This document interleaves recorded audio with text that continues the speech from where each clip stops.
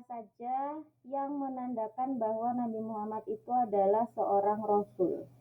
Di pertemuan sebelumnya kita sudah membaca ada beberapa bukti kerasulan, ya, tanda-tanda kerasulan Nabi Muhammad. Apa saja? Di antaranya Nabi Muhammad itu sebelum diangkat menjadi Nabi, ya, sebelum diangkat menjadi Nabi dan Rasul, itu beliau kemana-mana itu selalu dinaungi oleh awan. Jadi ada awan yang menaungi Nabi Muhammad, ya, supaya tidak kepanasan. Dan ini disaksikan oleh orang-orang. Jadi orang-orang tahu, ya, bisa dilihat, semuanya bisa melihat. Ada awan yang menaungi Nabi Muhammad kemanapun beliau berjalan. Nah, itu. Kemudian ada lagi tanda kenabian, yaitu ada tanda kenabian yang ada di antara dua pundaknya, ya, disebut dengan khotam an-nubuwah. Ada tanda kenabian. Nah, khotam an-nubuwah itu artinya stempel kenabian. Tanda ini berupa tahi lalat berwarna hitam kekuning-kuningan. Tahu tahi lalat, tahu nggak maksudnya tahi lalat? Tahu kan? Nah, ini ada di di pundaknya Nabi Muhammad itu ada tahi lalat berwarna hitam kekuningan. Nah, sebagian ulama mengatakan di situ ada tertulis Muhammad Rasulullah. Muhammad adalah Rasul utusan Allah, ya. Tapi yang jelas ada tandanya itu di punggungnya Nabi Muhammad. Nah, selain keajaiban awan, sebentar, kok nge-lag. Mana tadi? Nih. Selain keajaiban awan, tanda ini, ya, tanda tahi lalat tadi itu telah membuat pendeta Buhairah menyuruh Abu Thalib yang sedang berada di Syam untuk segera membawa Nabi Muhammad pulang ke Mekah. Ya, jadi kan pada waktu itu pendeta Buhairah itu bertemu dengan rombongan Abu Thalib yang sedang berdagang ke Syam, ya. Nah, di situ pendeta Buhairah itu menemukan tanda-tanda, ya, tanda-tanda ada seorang calon nabi di antara rombongan itu. Tandanya dari mana? Ada pohon yang pohonnya itu menaungi seorang anak kecil tadi itu, ya. Nah, kan semuanya diundang. Masih ingat nggak cerita yang kemarin?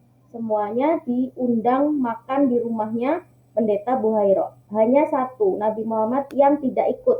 Nah, kemudian dicari-cari sama pendeta Buhairah tadi itu. Masih ada nggak orang yang nggak ikut makan di rumahku? Katanya Abu Thalib, ada, dia seorang anak kecil, sedang menjaga barang dagangan, lagi duduk di bawah pohon itu, katanya Abu Thalib. Kemudian katanya pendeta tadi apa? Ajak dia masuk, ya, aku menjamu semua orang, tidak terkecuali anak kecil. Nah, setelah dilihat sama pendeta tadi, ternyata benar, ada tanda-tanda di dalam diri Nabi Muhammad, yaitu apa?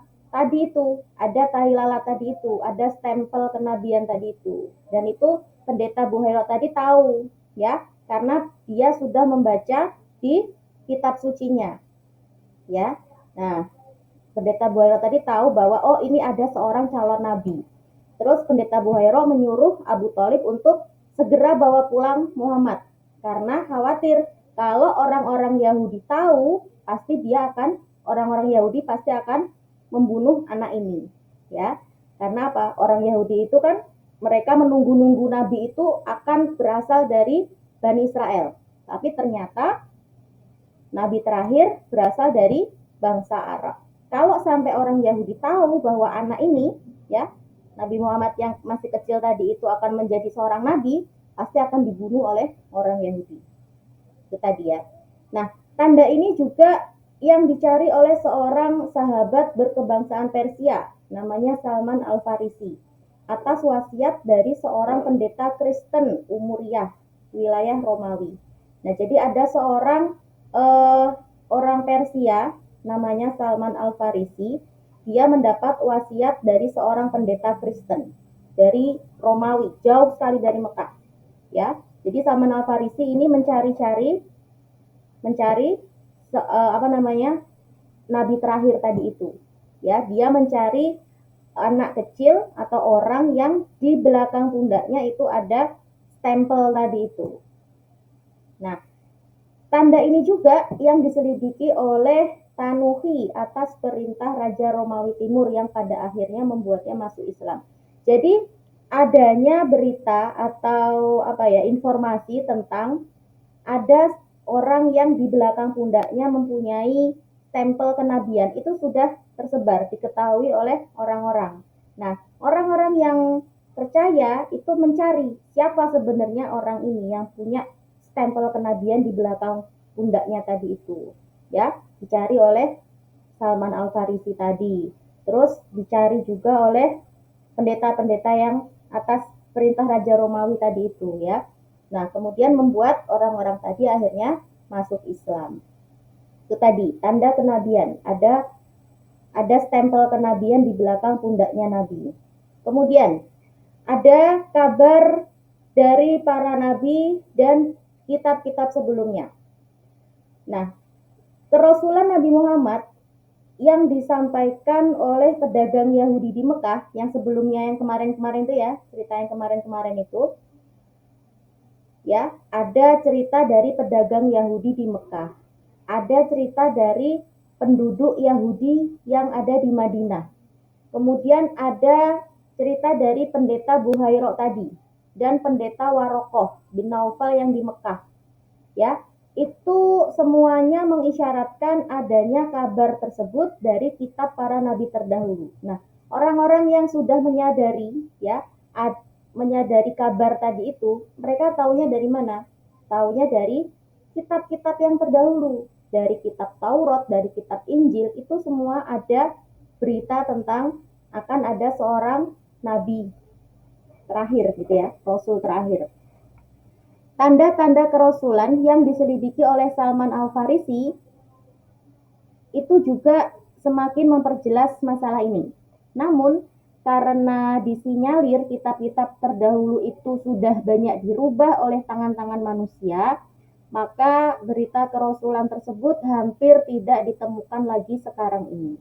Jadi kitab-kitab suci ya selain Al-Qur'an itu yang ada sekarang ini tuh sudah bukan kitab yang asli lagi ya, karena sudah terlalu banyak diubah oleh manusia ya. Jadi kalau ada yang masih pegang kitab Taurat, ada yang masih pegang kitab Injil sampai sekarang, itu dipastikan sudah bukan kitab suci yang asli lagi ya, sudah banyak campur tangan manusia, bukan dari kalamullah ya. Hanya satu-satunya Al-Qur'an, kitab suci yang masih asli sampai sekarang itu ya. Baik, sekarang kita lanjutkan lagi tentang adanya pemberitaan dari Nabi Isa alaihissalam. Allah menegaskan di dalam Al-Qur'an, surat As-Saff ayat 6.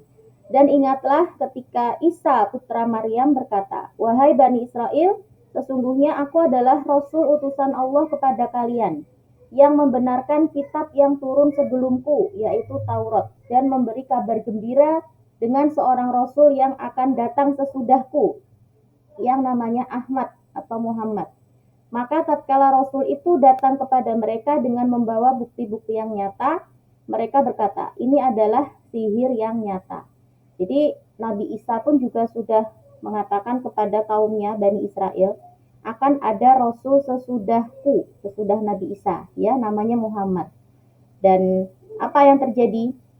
Ya, orang-orang berkata bahwa ini adalah sihir yang nyata. Mereka mengingkari adanya Rasul utusan Allah tadi. Peristiwa-peristiwa ini merupakan bukti bahwa Nabi Muhammad adalah benar-benar sebagai utusan Allah yang mendapat tugas untuk menyelamatkan umat manusia dari jalan yang sesat. Nah, itu tadi bukti-bukti kerasulan Nabi Muhammad. Nah, membaca sholawat kepada Nabi Muhammad itu adalah perintah Allah. Ya, kalau kita membaca sholawat setiap hari, maka itu adalah sebagai bukti cinta kepada Nabi Muhammad. Bagaimana ucapan sholawat? Sholawat itu bunyinya gimana? Allahumma sholli ala Muhammad. Coba gimana bunyi sholawat? Gimana bunyinya sholawat? Allahumma sholli ala Muhammad. Allah maha berkehendak. Setiap Allah menghendaki sesuatu, pasti akan terjadi. Dan tidak ada satu makhluk pun yang bisa mencegahnya. Peristiwa luar biasa yang dialami oleh Nabi Muhammad itu adalah sesuatu yang di luar nalar dan di luar akal pikiran manusia. Yang menurut manusia itu tidak mungkin, maka bagi Allah itu sangat mudah.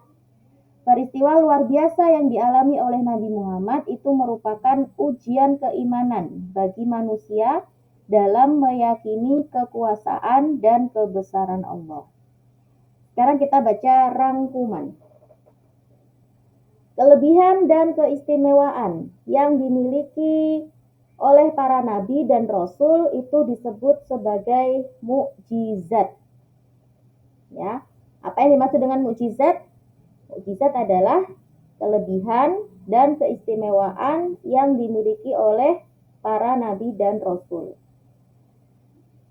Kitab suci Al-Quran merupakan mukjizat yang paling besar bagi Nabi Muhammad.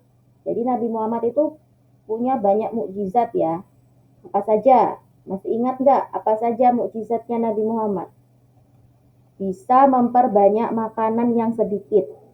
Nah, makanan yang sedikit, kalau didoakan oleh Nabi Muhammad, maka bisa jadi banyak, nggak habis-habis dimakan orang, sampai semuanya bisa jadi kenyang. Terus apalagi, Nabi Muhammad bisa mendoakan orang yang sakit hanya dengan, bisa menyembuhkan orang yang sakit hanya dengan berdoa. Ya, tentunya atas izin Allah. Ya. Terus apalagi, Nabi Muhammad bisa membelah bulan. Nah, tentu juga atas izin Allah. Tidak begitu saja. Tidak begitu saja atas keinginan Nabi Muhammad sendiri, tidak ya. Itu semua terjadi karena izin Allah. Terus apalagi? Perjalanan Isra Mi'raj. Nah, ini perjalanan Isra Mi'raj itu adalah salah satu bukti mukjizat dari Allah. Kalau orang biasa nggak akan mungkin ya, nggak akan bisa ya naik ke langit bertemu dengan Allah. Ya, ini salah satu kelebihan yang dimiliki oleh Nabi Muhammad. Perjalanan Isra Mi'raj. Dan mukjizat yang paling besar yang dimiliki oleh Nabi Muhammad yaitu adalah kitab suci Al-Quran. Selanjutnya, kehancuran dan kekalahan tentara gajah yang dipimpin oleh Raja Abraha merupakan hadiah dari Allah sebagai penghormatan atas kelahiran Nabi Muhammad. Karena peristiwa ini terjadi beberapa saat sebelum lahirnya Nabi Muhammad. Berdasarkan informasi yang disampaikan oleh pedagang Yahudi bahwa akan lahir seorang nabi dari bangsa Arab, khususnya dari kota Mekah. Di malam kelahiran Rasulullah terjadi peristiwa luar biasa sebagai tanda kenabian Rasulullah Muhammad SAW. Apa saja peristiwa luar biasa di malam kelahirannya Nabi Muhammad? Istana Kisra hancur, 14 berandanya runtuh. Kemudian di Persia ada api abadi yang tidak pernah padam selama ribuan tahun. Nah, di malam kelahiran Nabi Muhammad, api itu menjadi padam. Nah, itu ya, salah satu tanda kebesaran Allah. Di malam kelahiran Nabi Muhammad, api yang tidak pernah padam selama ribuan tahun itu menjadi padam. Dan api itu disembah oleh orang-orang Majusi di Persia. Di malam kelahiran Nabi, api itu menjadi padam. Kemudian, Nabi Muhammad adalah nabi yang terjaga sejak kecil karena beliau tidak pernah menyembah berhala seperti orang-orang yang lain. beliau tidak pernah makan daging hewan yang disembelih untuk berhala. Selanjutnya, berita tentang diri Nabi Muhammad bahwa ia akan menjadi pemimpin dunia dan akan menjadi nabi itu diperkuat dengan tanda-tanda waktu kelahirannya. Tanda-tanda tersebut juga diperkuat oleh penjelasan dari pendeta Buhairah. Kemudian Khotam an-Nubuwah itu adalah tanda kenabian yang ada pada diri Nabi Muhammad. Selanjutnya, tanda-tanda kerasulan Nabi Muhammad yang diselidiki oleh Salman Al-Farisi atas wasiat dari seorang pendeta Kristen Umuriyah dan oleh Tanuhi, utusan Raja Romawi Timur. Nah, itu tadi diantara tanda-tanda atau bukti-bukti kerasulan Nabi Muhammad. Sudah selesai ya pembahasan kita hari ini.